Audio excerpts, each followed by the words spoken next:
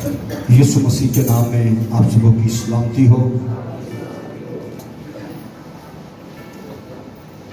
यूहन्ना रफ़ का मुकाशफा उसका 13वां बाब उसकी 8वीं एक आयत आपके लिए पढ़ूंगा।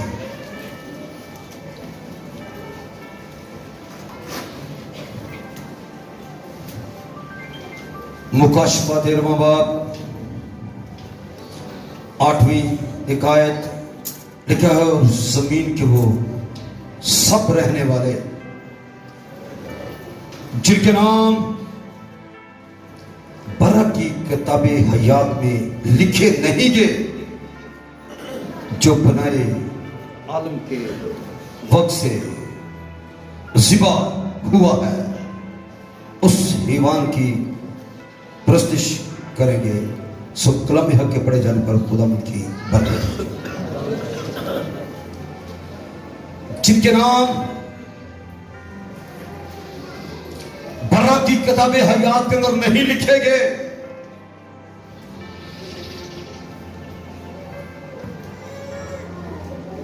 कब से ज़िबा है, बनाए आलम के वक्त से उस हैवान की प्रस्तुत करेंगे। बुत प्रस्त लोगों के लिए 13वां बाब घर में जाके पढ़ना। ऐसे लोगों के लिए जो बुत प्रस्ती करते हैं और जिंदा खुदा को छोड़ के बुतों के मानने वाले, ऐसे लोगों के बारे में लिखा है, उनका नाम बरा की किताबे हयात में मौजूद नहीं, जो बनाए आलम के वक्त से ज़िबा हुआ।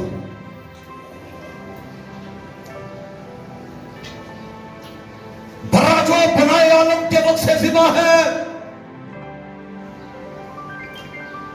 और ये खुदा की बनी नौ इंसान के साथ खास मोहब्बत है, ताकि वो उसे पाक बनाए। अभी आदम नहीं बनाया गया, अभी आदम की नस्ल पैदा नहीं हुई। जब खुदा ने आलम बनाए, आसमान जमीन, आसमान और जमीन के दरमियान सारी मामूरी को जब खलक किया गया, उससे पहले क्या लिखा जी? बर्रा जो बनाए आलम के वक्त से क्या है जी? ज़िबा हुआ है, बनाया उनके वक्त से। ऐसा क्यों है? अभी तो किसी ने ना गुनाह किया है, ना नाफरमानी, लेकिन बरा जो है, बनाए आलम के वक्त से ज़िबा है। मैंने बताया खुदा की फिक्र, ये खुदा की मोहब्बत है। वो इंसान को किसी भी हालत में नापाक देखना पसंद नहीं करता।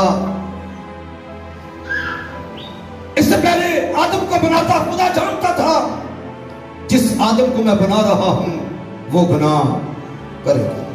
बोले जी, खुदा इल्मुल गैब होने की खूबी की बना पर जानता था, जिस आदम को मैं बना रहा हूं, बोले जी वो क्या करेगा जी? गुनाह करेगा। लेकिन मोहब्बत उसके साथ ये है कि अभी वो बनाया भी नहीं गया, अभी नाफरमानी भी नहीं हुई, कफारा देने वाले का बंदोबस्त पहले ही से कर दिया गया है। ये खुदा की मोहब्बत बनी नो इंसान के साथ है। फरिश्ते भी इन बातों पर गौर से नजर करने के तलबगार हैं। फरिश्ते नजर करते इन बातों पर। उसकी वजह क्या? कि जब फरिश्ते ने गुनाह किया, नाफरमानी की, उसे आसमान से जमीन पर गिरा दिया गया। बोलो कोई उसका कफारा देने वाला? बोले जी कोई उसका इफ्जाना देने वाला, उसकी खातिर मार खाने वाला, उसके गुनाहों को कोई ढांकने वाला? बोले जी कोई नहीं। फरिश्ते क्यों नकार करने के मुश्ताक हैं? इसी वजह से कि हमने गुनाह किया है। किसी ने कोई मार नहीं खाई, किसी ने कोई कफारा नहीं दिया, लेकिन इंसान अभी जिसको बनाया भी नहीं गया उसके लिए कफारे का बंदोबस्त पहले ही से कर दिया गया।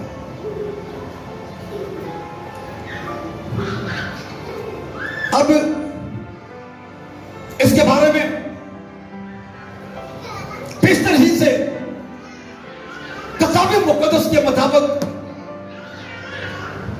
यह खुशखबरी दे दी गई थी, यह पैगाम दे दिया गया था। यशायाह ने कहा मेरे साथ और सुने गौर से 53 बाब, जिसे पुराने अहदनामा की इंजील भी कहते हैं,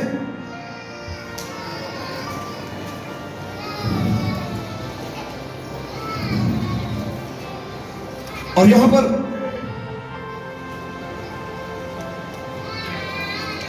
सातवीं आयत उसी के बारे में लिखा है, वो सताया गया जो बनाई आलम के वक्त से ज़िबा है। उसके बारे में क्या लिखा? वो सताया गया तो भी उसने बर्दाश्त की और मुंह ना खोला। जिस तरह बर्रा जिसे ज़िबा करने को ले जाते हैं और जिस तरह भेड़ अपने बाल कतरने वालों के सामने बेज़बान है, उसी तरह वो खामोश रहा। यिर्मयाह भी निकाल के देखिए जरा मेरे साथ, 11वां बाब। इस बेअबरे के बारे में क्या लिखा है?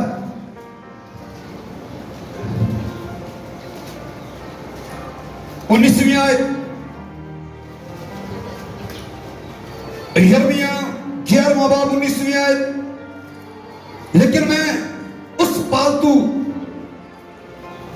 बर्रे की माने था जिसे ज़िबा करने को ले जाते हैं, और मुझे मालूम न था कि उन्होंने मेरे खिलाफ मंसूबे बांधे हैं कि आओ दरख्त को उसके फल में निस्त करें और उसे सिंधु की जमीन से काट डाले, ताकि उसके नाम का जिक्र तक बाकी ना रहे, नाम का जिक्र तक बाकी ना रहे। लेकिन मैं उस बात भरे की मान जिसे ज़िबा करने को ले जाते हैं, और मुझे मालूम न था कि वो मेरे खिलाफ मंसूबे बांधे हुए हैं कि आओ दरख्त को उसके फल में क्या कर दें, नष्ट कर दें, ताकि उसके नाम का जिक्र तक बाकी ना रहे। उस बरे की बाबत लिखा है जो बनाए आलम के वक्त से क्या है, ज़िबा है। यशायाह उसके हक में पेशगोई करता है, यिर्मयाह उसके हक में पेशगोई करता है, और उसी बरे के बारे में लिखा है यशायाह के अंदर, जो बनाए आलम के वक्त से ज़िबा है। यशायाह 53 बाब,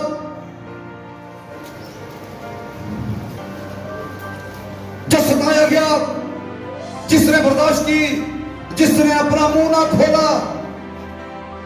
6वीं आयत में 53 बाब 7वीं आयत, बल्कि 6वीं आयत, हम सब भेड़ों की मानिंद भटके, हम में से हर एक अपनी राह को फिरा, पर खुदावंद ने आगे चल के नीचे आवाज में बोले, हम सब की बदकिरदारी उसी पर लादी। वह बर्रा जो बनाए आलम के वक्त से ज़िबा है, जिसका जिक्र यशायाह करता है, यिर्मयाह करता है, हम सब की बदकिरदारी उसी पर लादी।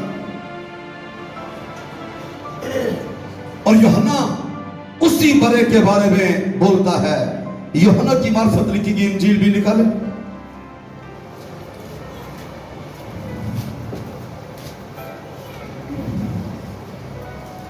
पहला बाब 29वीं आयत से गौर से सुने। यहां पर लिखा है, दूसरे दिन उसने यीशु को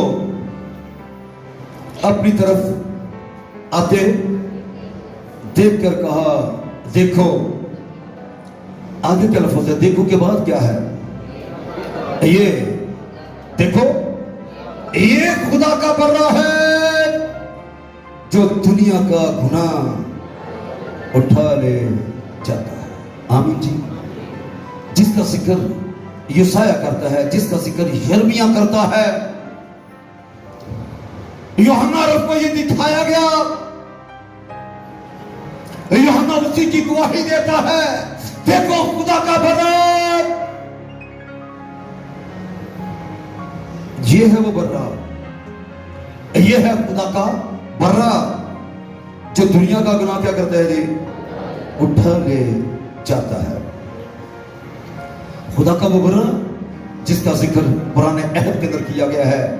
यूहन्ना ने आके उसकी तस्दीक कर दी कि ये वो खुदा का बर्रा है जो क्या करता है? दुनिया का गुनाह उठा ले। दुनिया के गुनाहों को उठाने वाला खुदा का बर्रा, खुदा का बेटा यीशु मसीह है। हालेलुया। जो जहान के गुनाहों को उठा ले जाता है। इसी के नाम से लोगों को खुशखबरी दी जाती है। गुनाहों की मुआफी की खुशखबरी यीशु के नाम से है। और रसूलों के ईमान मेरे साथ निकाल के जरा देखिए, इन हवाला जात को जरा ज़हन में नोट रखें। यहां पर बड़ा खूबसूरत वाकया, ईमान 8वां बाब, खोजे हबशी और फिलिप्पस का, जब वो गजा की राह पर जा रहा था तो रूह कुदस ने फिलिप्पस से कहा, इस रथ के साथ हो रहे और जाके इसकी क्या कर, रूहानी मदद कर। 31वीं आयत में लिखा है, बल्कि मैं 30वीं आयत से पढ़ देता हूं जी। लिखा है, बस फिलिप्पस ने उस तरफ दौड़कर उसे क्या पढ़ते सुना जी? यशायाह नबी का सहीफा पढ़ते सुना और कहा कि जो तू पढ़ता है उसे समझता भी है। और ये बड़ी खास बात है कि जो तू पढ़ता है उसे समझता भी है। पढ़ते लोग बहुत हैं लेकिन पढ़ने के बाद उसे समझते बहुत कम हैं। लेकिन बड़ा अच्छा सवाल और बड़ा अच्छा जवाब। आप गौर करें इस सवाल पर और आप गौर करें इस जवाब पर, समझ मिलेगी। बस फिलिप्पस ने उसके पास और कर उसे यशायाह नबी का सहीफा पढ़ते सुना और कहा, जो तू पढ़ता है उसे समझता भी है। मैंने क्या कहा? बहुत अहम सवाल है कि जो तू पढ़ता है उसे समझता भी है।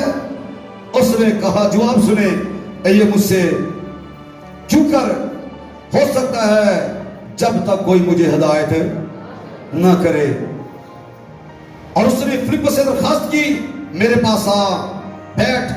किताबे मुकद्दस की जो इबारत वो पढ़ रहा था ये थी कि लोग उसे भेड़ की तरह ज़िबा करने को ले गए। और जिस तरह बर्रा अपने बाल कतरने वालों के सामने बेज़बान होता है, उसी तरह वो अपना मुंह नहीं खोलता। उसकी पस्तहाली में उसका इंसाफ ना हुआ और कौन उसकी नस्ल का हाल बयान करेगा, क्योंकि जमीन पर से उसकी जिंदगी मिटाई जाती है। खोजे ने फिलिप्पस से कहा, मैं तेरी मिन्नत करके पूछता हूं, नबी किसके हक में कहता है, अपने या किसी दूसरे के? फिलिप्पस ने अपनी जुबान खोलकर उसी नविश्ता से शुरू किया और उसे यीशु की खुशखबरी दी। आमीन। उसे बताया कि यशायाह ये सब कुछ जो कुछ बोल रहा है, लिख रहा है, यीशु मसीह के हक में बोल रहा है।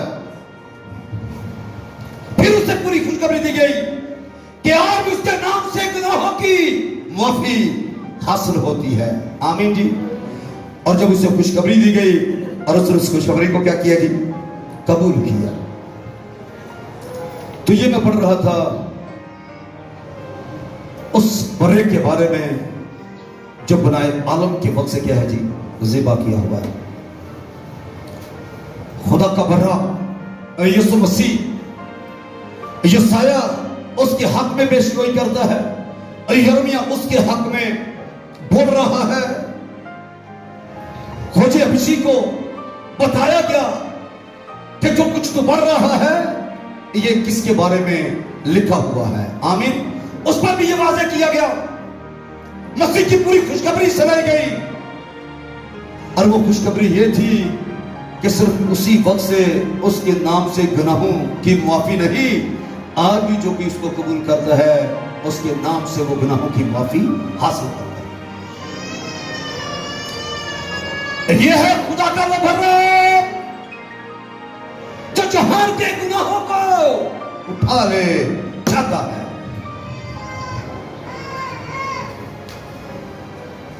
और सिर्फ उठाता ही है बोले जी। आज जरा दाऊद की दुआएं भी सुने यीशु के हक में। ज़बूर 103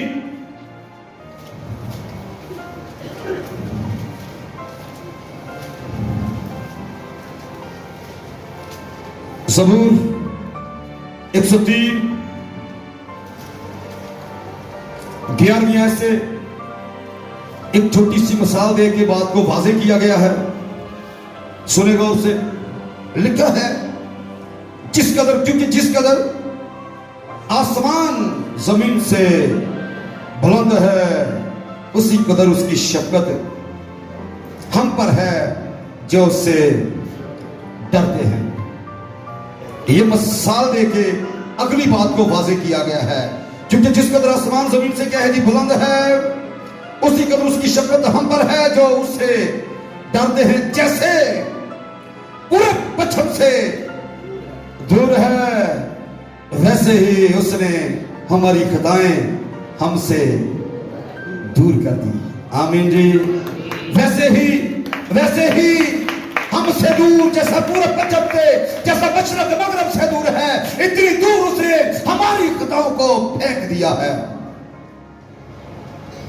जैसे बाप अपने बेटे पर तरस खाता है वैसे ही खुदावंद उन पर जो उससे डरते हैं क्या करता है जी, तरस खाता है। और उसने हमारी खताएं इतनी दूर फेंक दी जितना पूर्व पश्चिम से दूर है। यूहन्ना इसके बारे में कहता है, देखो ये खुदा का भरा है जो दुनिया का गुनाह उठा ले जाता है। बोलो जी, सिर्फ उठाता ही है या इतनी दूर फेंक दिया जितना पूरे पश्चिम से दूर है। जैसे मगरब का मशरक के साथ और मशरक का मगरब के साथ कोई वास्ता नहीं, वैसे ही हमारे गुनाहों का भी हमारे साथ अब कोई वास्ता नहीं। ये वो खुशखबरी थी जो फिलिप्पस ने खोजा को दी। ये वो खुशखबरी है जो उस वक्त यीशु मसीह ने पढ़ के सुनाई। ये वो खुशखबरी है जो मैं आज आपको पढ़ के सुना रहा हूं। ये वो खुशखबरी है जब तक कायनात रहेगी इसी खुशखबरी को लोगों को सुनाया जाता रहेगा। क्योंकि आसमान और जमीन टल सकते हैं लेकिन उसके मुंह की बातें हरगिज ना टलेगी। उसका कलाम अब तक कायम रहेगा। लेकिन घास सूख जाती है, फूल कमला जाता है, लेकिन उसका कलाम अब तक क्या होता है जी, कायम रहता है। और वो कभी भी अपने आप को बेगवाह नहीं छोड़ता। उसका कलाम अब तक रहेगा। अब सवाल ये पैदा होता है कि यीशु खुदा का बर्रा कैसे है? क्यों उसे खुदा का बर्रा कहा गया है? आप जानते हैं यीशु मसीह के बारे में, अच्छा चरवाहा उसी के बारे में लिखा हुआ है। अच्छा चरवाहा मैं हूं जो अपनी भेड़ों के लिए क्या करता हूं जी, जान देता हूं। राह भी उसी के बारे में लिखा है, हक भी उसी के बारे में लिखा है, जिंदगी भी उसी के बारे में लिखा है, सलामती उसी की वजह से है। लेकिन यीशु खुदा का बर्रा कैसे है? सुनेगा उसे। बड़े के अंदर यह खूबी है कि उसकी जिंदगी में अतायत पाई जाती है। जैसा लिखा है, मेरी भेड़ें मेरी आवाज को सुनती और मेरे पीछे पीछे चलती हैं। भेड़ों ही में बड़े भी शुमार किए जाते हैं। और उसके बाद बड़े का गोश्त खाया जाता है और उसकी खाल को क्या किया जाता है जी? पहना जाता है। बड़े का गोश्त खाया जाता है, बड़े की खाल को क्या किया जाता है जी? पहना जाता है। लेकिन यूहन्ना ने यह कहा यह खुदा का बर्रा है जिसका सिर्फ गोश्त ही खाया नहीं जाता बल्कि उसका खून भी दिया जाता है, उसे पहना भी जाता है, उसे खाया भी जाता है और उसे पिया भी जाता है। यह है वो खुदा का बर्रा जिसका खून फील की कद पीने की चीज और जिसका गोश्त फील की कद खाने की चीज है। यह है वो खुदा का बर्रा जिसके बारे में लिखा बनाए आलम के वक्त से क्या है जी? उसे किया हुआ है। बोले वो खुदा का बर्रा कौन है? सारे एक आवाजों के बोलेंगे वो खुदा का बर्रा कौन है जी? खुदा का बेटा यीशु मसीह है जो बनाए आलम के वक्त से सीमा किया गया है जहान के गुनाहों के कफारे के लिए, ताकि वो जहान का कफारा हो।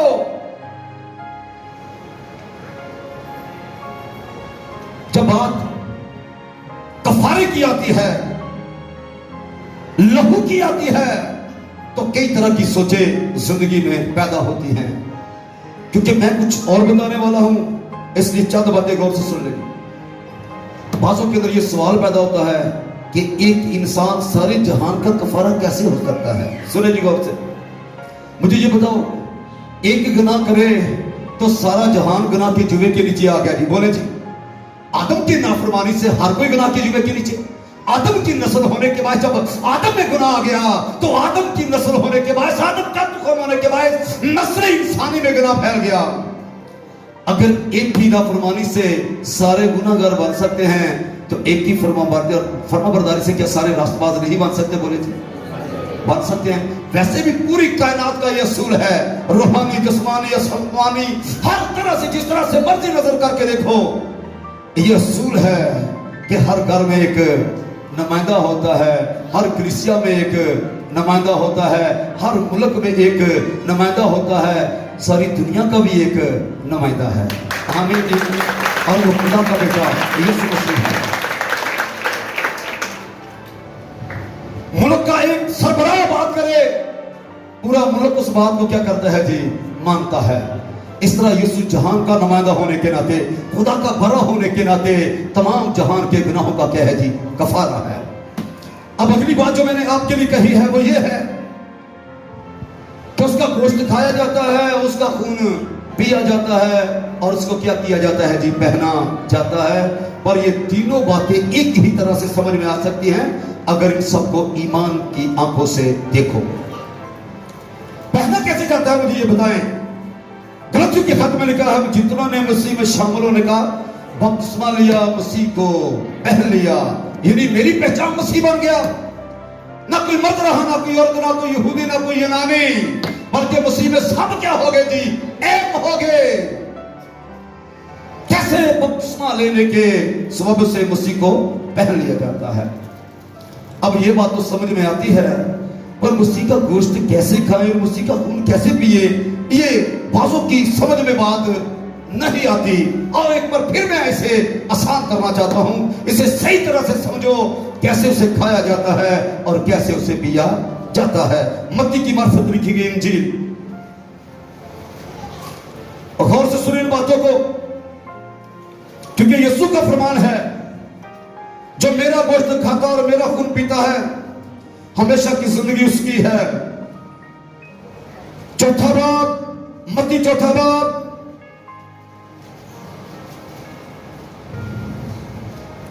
पहली आयत से। उस वक्त रूह यीशु को जंगल में ले गया ताकि इब्लीस से आजमाया जाए, और 40 दिन और 40 रात फाका करके आखिर को उसे भूख लगी, और आजमाने वाले ने पास आकर उससे कहा अगर तू खुदा का बेटा है तो फरमा कि ये पत्थर रोटियां बन जाएं। उसने जवाब में कहा, लिखा है, गौर से सुनो, लिखा है कि आदमी सिर्फ रोटी ही से जीता ना रहेगा, बल्कि हर बात से जो खुदा के मुंह से निकलती है उसमें जिंदगी है। उन बातों में जिंदगी है। मेरी बातें रूह है और मेरी बातें जिंदगी है। मसीह से मुंह से निकली हुई बातें रूह है और उसके मुंह से निकली हुई बातें जिंदगी है। अब रूह के एतबार से इस बात को जरा गौर से देखो। आदमी रोटी से नहीं, सिर्फ रोटी से नहीं, बल्कि हर उस बात से जिंदा रहता है जो खुदा के मुंह से निकलती है। उसके मुंह से क्या निकला? लिखा, उसने रोटी ली, शुक्र करके तोड़ी और कहा, यह मेरा बदन है जो तुम्हारे खाने के लिए है। आमीन। शीरा लिया और कहा, यह मेरा खून है जो तुम्हारे पीने के लिए है। अब यीशु की बातों पर अगर ईमान लाते हो, फिर आपको समझ मिलेगी कि वाकई उसके मुंह से जो कुछ निकला है वो रूह है और वो जिंदगी है। मेरी यादगारी के वास्ते यही किया करो। यीशु खुदा का बड़ा है जिसको पहना जाता है, जिसका बदन ईमान से खाया जाता है और जिसका खून ईमान के साथ पिया जाता है। आमीन। बाज इसे मादी बदन और मादी खून समझते हैं, ये बड़ा बदन समझते हैं, इसमें से निकला हुआ खून समझते हैं। लेकिन याद रखो, यीशु ने क्या लिया था? बोलो जी। ये बदन लेके कहा, ये मेरा बदन है? बोले जी। कई रोटी लेके कहा था? जो कुछ किताबें मुकद्दस सिखा रही है उसे समझो, उसे ध्यान से समझो, उस पर ईमान लाओ, फिर आपको समझ मिलेगी कि ये पाकशा क्या है। बेशुमार लोग नदानी की जिंदगी गुजार रहे हैं। यीशु ने रोटी ली, रोटी लेके क्या कहा जी? ये मेरा। हमने मान लिया है कि वाकई जब यीशु ने कहा है कि ये मेरा क्या है जी, बदन है, तो फिर वो वाकई यीशु का बदन है। उसने शीरा लेके क्या कहा? ये मेरा खून है। हम ईमान लाए हैं कि जब यीशु ने कहा ये खून है तो फिर वो वाकई ही। आमीन। पर फिर कहूंगा, मादी ना समझना, रूहानी समझना। जो ईमान से खाया जाता है, जिसको ईमान से पिया जाता है, वो वाला बदन और वो वाला खून समझो। मसीह की बातें क्या है जी? रूह है और उसकी बातें क्या है जी? जिंदगी है। ऐसे लिखा है, इंसान सिर्फ रोटी से जीता ना रहेगा, बल्कि हर सुबह से जो उसके मुंह से निकलती है उसमें क्या है जी? जिंदगी है। इसे खाओ और इसे पियो, अब तक जीते रहोगे।